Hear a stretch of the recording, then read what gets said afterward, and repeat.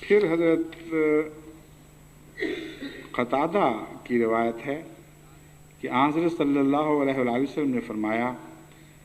کہ میں نے تمہاری امت پر 5 نمازیں فرض کی ہیں، کہ یعنی حدیث قدسی ہے، فرمایا کہ اللہ تعالیٰ فرماتا ہے، یہ لفظ چھوٹ گیا تھا۔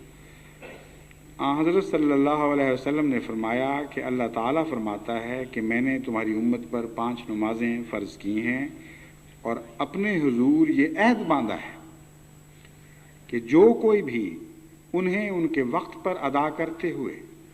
اور ان پر مداومت اختیار کرتے ہوئے، یہ نہیں کہ کبھی پڑھ لی کبھی نہ پڑھی، مستقل ہو جائے، ہمیشہ پڑھنے لگے، میرے پاس آئے گا، یعنی حاضر ہوگا قیامت کے دن اس حالت میں کہ وہ نمازوں کے رستے آیا ہو۔ فرمایا میں نے یہ عہد باندھا ہے کہ میں اسے جنت میں داخل کروں گا، اور جو ان کی حفاظت نہیں کرے گا اس کے لیے میرے پاس کوئی وعدہ نہیں۔ یہ تو نہیں فرمایا کہ میں لازماً اسے جہنم میں ڈالوں گا، لیکن فرمایا ہے کہ میں عہد کے معاملے میں اس سے آزاد ہوں،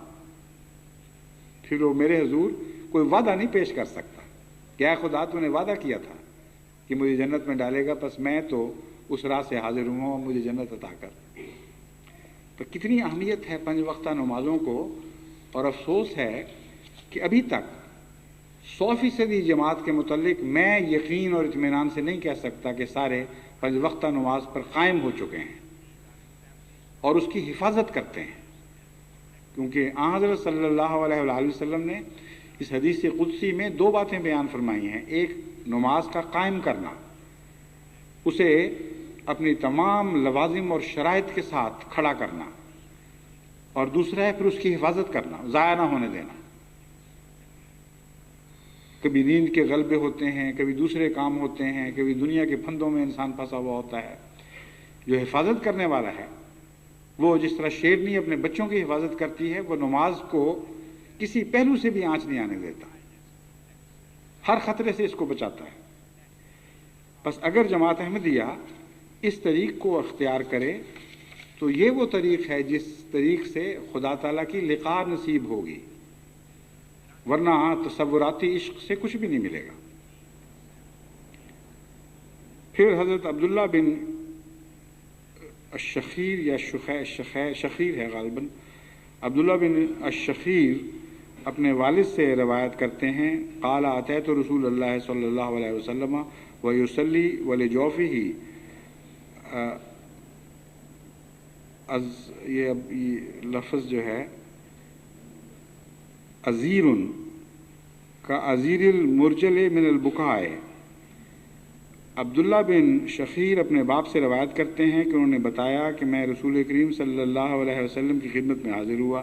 تو آپ نماز ادا کر رہے تھے اور رونے کی وجہ سے آپ کے سینہ سے ہنڈیا کے ابلنے کی طرح آواز آ رہی تھی۔ بس صرف نماز کا سوال نہیں ہے، نماز کس طرح پڑھی جاتی ہے، کس کیفیت کے ساتھ پڑھی جاتی ہے،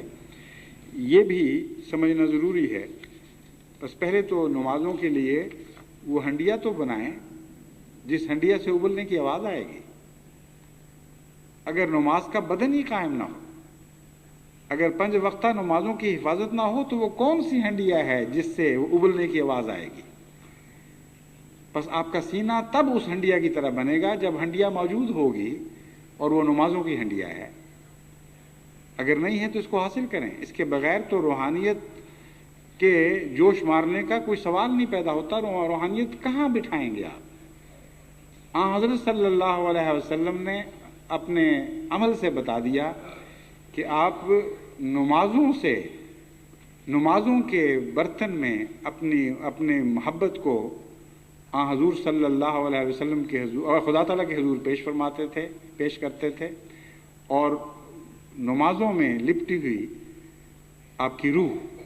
خدا کے حضور جوش مارتی تھی۔